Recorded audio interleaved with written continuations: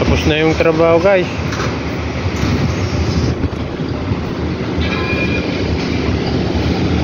Ito guys,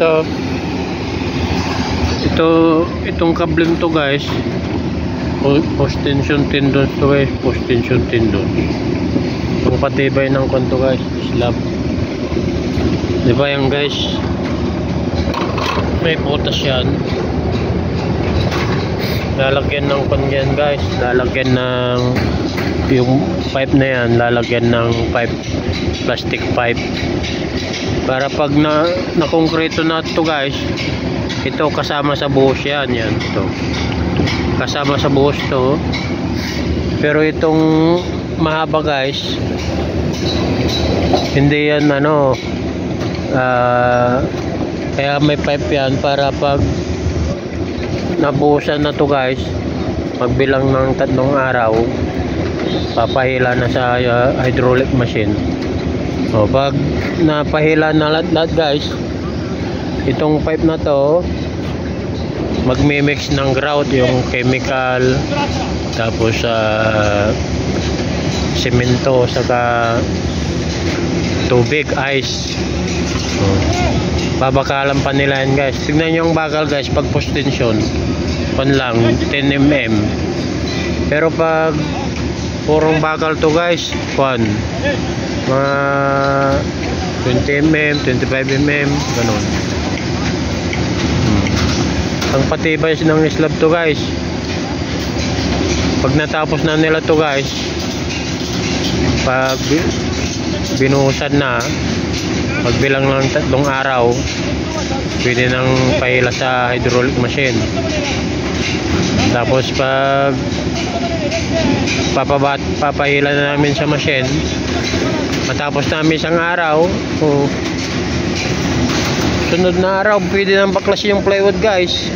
O gagamitin na naman nila sa susunod na slab guys. O, tignan nyo lang guys,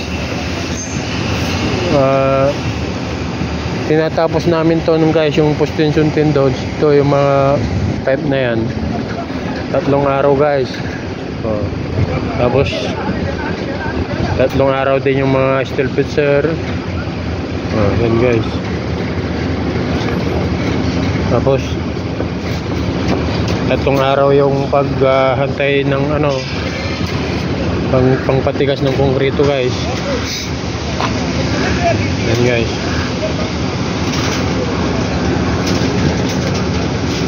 Kaya malaki ang natitipid nila guys, dahil 6 na araw lang, pang-7 yung pangbadak ng machine. Di 7 araw lang. Pero pag RC slab guys, 25 mm, 20 mm, 16 mm, naabot ng guys na 21 days guys bago paklasin yung plywood na yan sa ilalim. Yan guys. Ganito yung trabaho ko sa Qatar ng 15 years. Saka sa Jeddah, saka dito sa Riyadh guys. Yan guys. Panggabi yung trabaho namin guys. Yan o. Ayan guys. Puro post tension yan guys. Yan. Bali 11 na building to guys. Doon isa yung foreman ko doon, tapos dito isa din sa baba, building 2, building 3 to, building 4 yan guys. Yun, building 5, building 6, building 7, building 8, building 9, tapos sa likod niyan 10, 11 guys. Ayan. Kaya magandang sa slab post tension tendons guys, kasi halimbawa ang target nila guys sa structural, sabihin nyo ng 1 year, tatapusin lang ng post tension mga 6 months.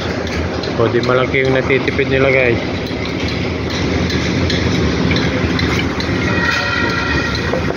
guys.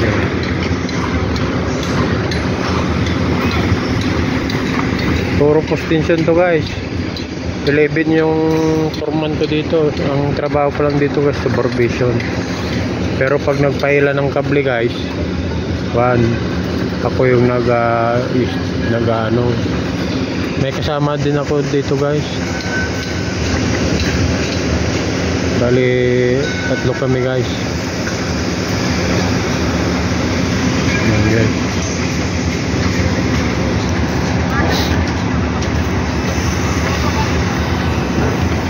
Ayan guys, oh. Doon sa kabila guys, doon sa building 1, natapos na yung inspection kanina. Kasi tinawagan ako ng consultant guys. Tapos na.